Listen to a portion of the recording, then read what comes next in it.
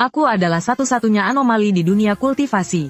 Karena semakin tinggi tingkat kultivasiku yang sebenarnya, tingkat kultivasi yang terlihat akan menjadi semakin rendah. Di mata orang lain, aku hanyalah seorang lemah di tahap pemurnian Qi yang hanya makan dan menunggu mati. Hingga saat sekte menghadapi kehancuran, aku yang terpaksa bertindak, hanya bisa mengeluarkan serangan tingkat kaisar dengan kultivasi pemurnian Qi. Dewa, tak lebih dari ini. Dengan tubuh manusia biasa, membunuh dewa, bagaimana ini mungkin? Benarkah ini si penakut itu? Kakak senior tertuaku, tapi aku tidak sengaja menyembunyikan kekuatanku untuk menipu orang lain. Melainkan karena aku menyadari dunia kultivasi yang menyimpang ini memiliki sebuah hukum besi yang tak diketahui siapapun, yaitu kultivator tingkat tinggi pasti mati. Berkultivasi di dunia ini, semuanya adalah pencuri, harus dimusnahkan. Tidak. Setiap 1000 tahun, Dao Langit akan melakukan pembersihan besar-besaran. Semua kultivator yang tingkatannya melebihi tahap jiwa baru lahir akan menghilang secara misterius, atau menjadi abu dalam kesengsaraan petir. Orang-orang mengira itu adalah kegagalan kenaikan. Hanya aku yang tahu mereka semua dimakan oleh Dao Langit. Para kultivator di dunia ini, takdirnya adalah menjadi nutrisi bagi Dao Langit, memanfaatkan malam yang gelap dan berangin. Aku yang tidak pandai membunuh, kembali datang diam-diam ke pemakaman massal di gunung belakang, dengan terampil menggali kuburan baru, bersiap untuk mengubur mayat diam-diam. Pria tua berjubah hitam yang sudah tak bernyawa di dalam lubang ini. Namun di sekujur tubuhnya masih mengalir sisa cahaya merah yang mengerikan. Ini adalah ciri khas ahli hebat tahap transformasi dewa, aura pelindung tubuh. Sebenarnya, kematiannya tidak cukup untuk menebus dosanya. Dia tidak puas hanya menjadi tetua sekte iblis darah. Harus banget tengah malam menyusup ke sekte King Yun kami, mencuri kitab butut Gong Changchun itu. Kau mau mencuri ya curi saja. Kenapa juga harus melewati kebun sayurku, menginjak rusak okra yang baru saja kutanam? Kalau bukan aku yang membunuhnya, siapa lagi? Melihat mayat dengan wajah damai ini, semakin kupikirkan, aku semakin marah. Seketika gumpalan api biru kecil terkumpul di tanganku. Langsung kujentikkan ke dalam lubang tempatnya berada. Tubuh yang sekeras besi misterius puluhan ribu tahun, dalam sekejap mata terbakar menjadi tumpukan abu. Menghancurkan mayat dan menghilangkan jejak adalah tindakan yang perlu. Kalau tidak dan sampai ketahuan orang lain, bisa-bisa aku dikira iblis tua yang haus darah.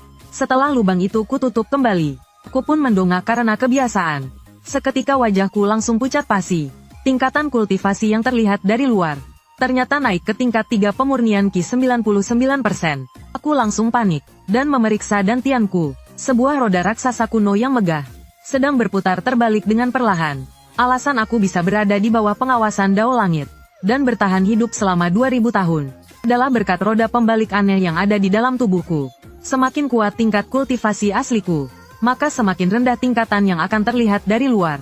Tingkatan di dunia ini terbagi menjadi pemurnian Qi, pembangunan fondasi, inti emas, jiwa baru lahir, transformasi dewa, pemurnian kekosongan, penggabungan wujud, Mahayana, melampaui kesengsaraan. Namun di bawah pengawasan dan campur tangan Dao Langit, puncak transformasi dewa sudah menjadi titik tertinggi bagi para kultivator di dunia ini.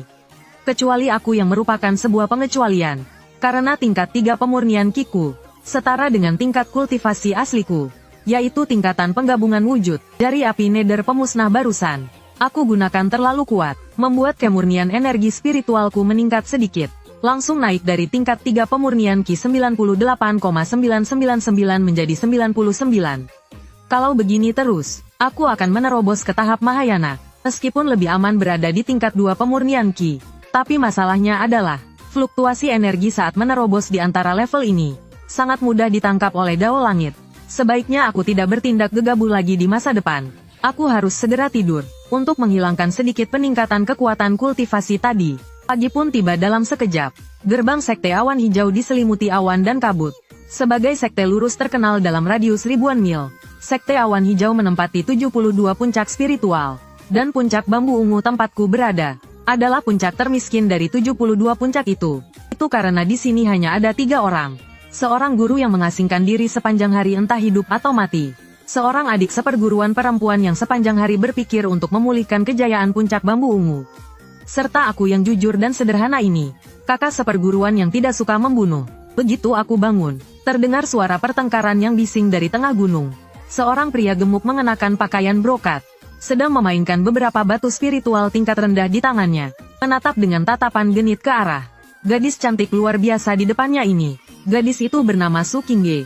Dia adalah adik seperguruan perempuan dari puncak bambu ungu, Zhao Hu. Peraturan sekte menyatakan, setiap puncak tidak peduli berapa jumlah anggotanya, memiliki jatah dasar. Atas dasar apa kau menahan jatah kami?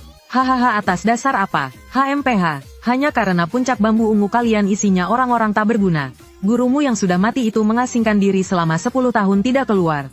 Mungkin tulangnya sudah membusuk. Kakak seperguruanmu Lu Chen itu bahkan lebih buruk dari anjing spiritual. Masuk sekte 10 tahun masih di tingkat 3 pemurnian Qi. Kalau tidak tidur seharian, ya pergi ke kuburan massal memungut barang rongsokan. Dengar-dengar kemarin juga pergi ke kaki gunung, berebut ayam pengemis dengan orang biasa. Benar-benar memalukan kita para kultivator. Jangan menghina kakak seniorku. Tapi Zhao Hu malah memasang wajah meremehkan, mengejek tahap fondasi awal belaka. Berani melawannya tanpa mengukur diri. Aura tahap fondasi tengah tiba-tiba meledak. Dia mengangkat tangan dan mengayun. Sebuah embusan angin kencang seketika menerbangkan pedang panjang di tangan Su Qingge. Tapi Zhao Hu tidak mau melepaskannya. Di telapak tangannya terkumpul bola api berwarna merah menyala. Tanpa ampun hendak melemparkannya ke arah Su Qingge. Tepat di saat genting, aku yang berpura-pura terpeleset. Dengan satu gerakan meluncur langsung mengarah ke pinggang Zhao Hu. Zhao Hu seketika kehilangan seluruh kekuatannya. Hanya merasa seperti ditabrak oleh seekor banteng purba. Belum sempat bereaksi, seluruh tubuhnya terbang mundur seperti layangan putus. Terhempas keras ke dinding gunung di kejauhan. Seketika itu juga pingsan. Seketika seluruh tempat menjadi hening. Apa yang terjadi? Kenapa Kakhu tiba-tiba terbang begitu saja? Aduh, siapa yang tidak bermoral buang kulit semangka sembarangan? Masih punya etika tidak sih? Pasti di saat kritis Kakhu sedang menyalurkan tenaga. Kebetulan tertabrak oleh si sampah Lu Chen ini di titik vitalnya. Langsung membuat aliran energinya kacau. Benar, hanya dengan kekuatannya yang lemah di pemurnian Qi tingkat 3. Bagaimana mungkin bisa mengalahkan Kakhu? Benar-benar beruntung sekali. Kenapa bengong? Cepat pergi. Cepat pergi. Kalau orang itu sadar nanti. Bagaimana kalau kita yang jadi sasaran? Tadi kalau bukan karena kakak senior yang kebetulan, aku pasti akan terluka. Dia nekat menerobos keluar untuk menyelamatkan Kukan. Meskipun dengan cara yang kikuk seperti terjatuh. Kakak senior. Lain kali jangan turun gunung lagi. Aku akan berlatih dengan giat. Untuk melindungimu. Saat aku mencapai tahap inti emas, tidak akan ada lagi yang berani menindas puncak bambu ungu kita. Mendengar itu langkahku sedikit terhenti. Tanpa sadar sudut bibirku sedikit tersenyum. Di dunia kultivasi yang tidak normal ini, satu-satunya hal yang benar-benar aku pedulikan, mungkin hanyalah adik seperguruan yang polos dan naif ini. Tepat pada saat ini, sebuah suara agung bergema di seluruh sekte awan hijau. Menyampaikan titah ketua sekte, 3 hari lagi, 5 sekte besar akan bekerja sama membuka alam rahasia naga tersembunyi. Setiap puncak harus mengirimkan 2 orang, murid tingkat 3 pemurnian Qi ke atas untuk berpartisipasi. Bagi yang melanggar, nama puncaknya akan dihapus. Mendengar itu wajahku langsung menjadi muram. Lagi pula aku hanya ingin hidup tenang. Tidak ingin mencari perhatian. Kulihat adik seperguruan tiba-tiba juga terlihat sedikit tidak senang. Lalu dia berkata, katanya putra suci dari sekte Heavenly Dao itu, Xiao Tianhe juga akan datang. Mendengar nama itu, aku tidak bisa menahan diri untuk tidak mengerutkan kening. Xiao Tianhe ini adalah putra suci dari sekte Heavenly Dao, sekte nomor 1 di wilayah Changqiong. Dikenal sebagai jenius tiada taraf yang langka dalam 100 tahun. Terlahir dengan sepasang mata emas pemecah ilusi. Dapat melihat menembus semua kepalsuan di dunia. Sepertinya aku harus membuat persiapan yang matang. Lagi pula menghadapi mata gaib bawaan lahir seperti ini. Aku masih memiliki risiko 1/10.000 kekuatanku akan terbongkar. Saat larut malam tiba, aku diam-diam pergi ke kolam dingin terlarang di belakang gunung. Dan mulai memasang pada tubuhku 9.999 segel pembatas. Untuk menekan aliran energi spiritualku. Hingga hanya tersisa sekecil tetesan air. Pada saat yang bersamaan, sebuah bahtera terbang tak kasat mata melayang di ketinggian 10.000 meter. Ada seorang pemuda tampan berdiri di atas geladak. Dia adalah putra suci dari sekte Tian Dao, Xiao Tianhe. Saat ini dia sedang menyelidiki kasus hilangnya tetua sekte Suesa. Tuan muda, sudah diselidiki. Semalam aura tetua sekte Suesa terakhir kali menghilang di gunung belakang sekte Qingyun. Di lokasi tidak ada jejak pertarungan. Hanya ada sisa energi spiritual elemen api yang sangat lemah. Lemah. Bisa dalam sekejap membakar kultivator tingkat Huashen menjadi abu. Bahkan rohnya pun tidak bisa lolos. Kamu bilang ini lemah. Bawahan tidak kompeten, hanya saja sisa aura itu. Memang hanya memiliki kekuatan setara dengan tingkat Lian Qi. Ini sangat aneh. Jalan agung itu sederhana. Kembali ke kesederhanaan. Bisa mengendalikan kekuatan hingga tingkat ini. Berarti tingkat kekuatan orang yang melakukannya sudah melampaui imajinasi kita. Orang yang sedang mandi itu adalah kakak seperguruan tertua dari puncak Zizu. Lu Chen, benar. Menurut informasi, orang ini adalah pecundang sejati. 10 tahun bergabung tanpa pencapaian apapun.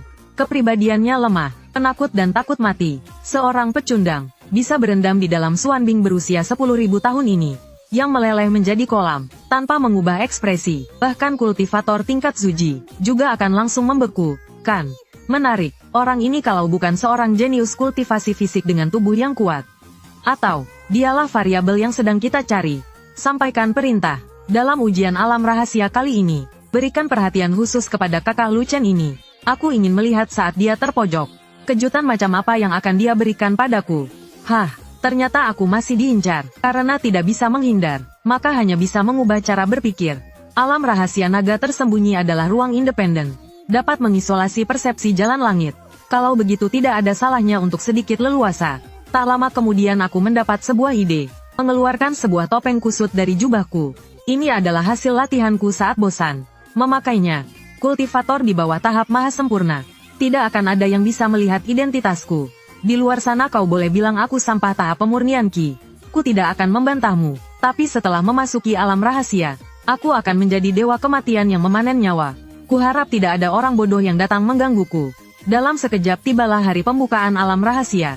Ribuan murid dari 5 sekte besar semuanya menatap dengan antusias. Berkumpul di sini. Lokasi pintu masuknya adalah pusaran ruang angkasa yang besar, memancarkan aura kuno dan penuh perubahan. Setelah memasuki alam rahasia, semua orang akan diteleportasi secara acak.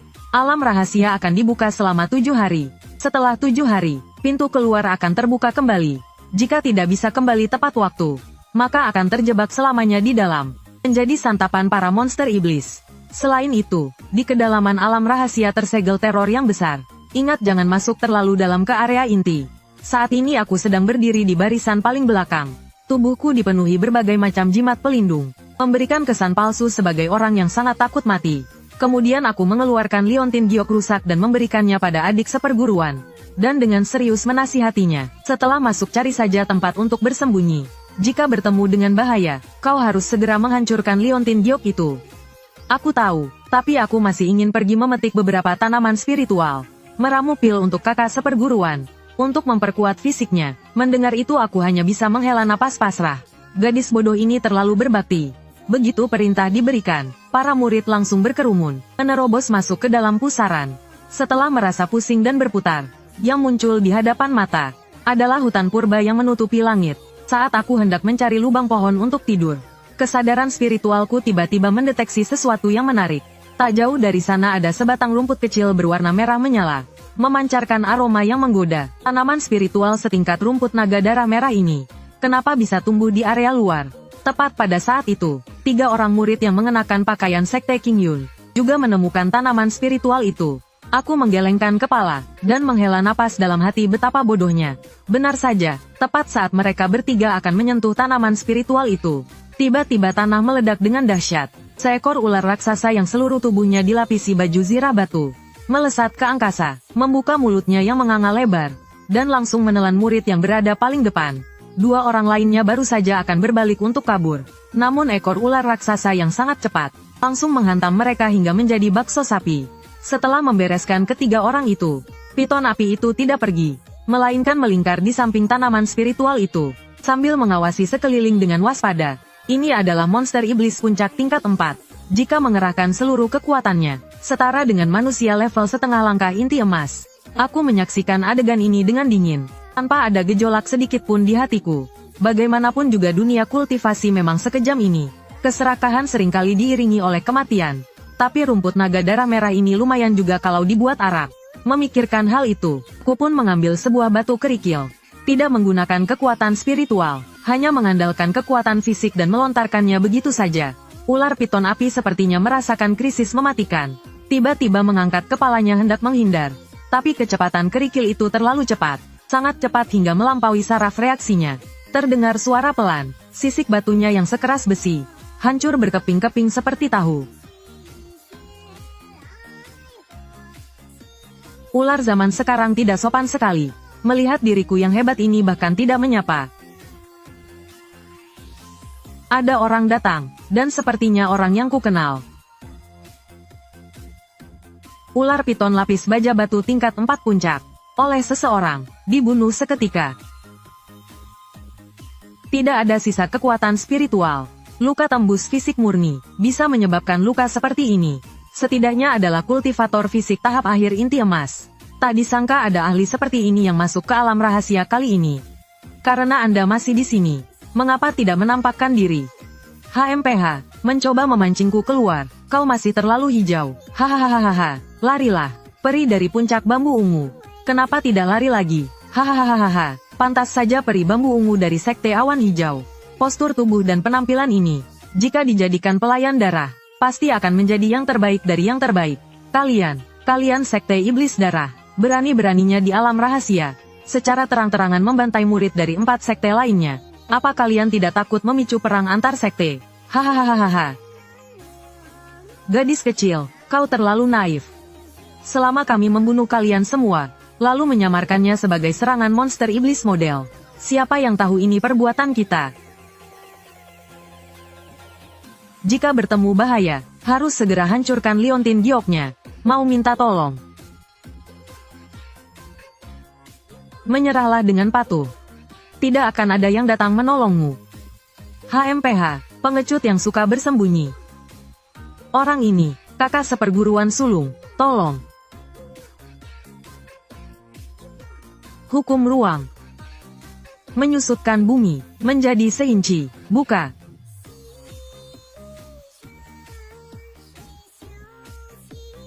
Kakak seperguruan sulung. Maaf, Kingge setelah ini, tidak bisa memasakkan untukmu lagi.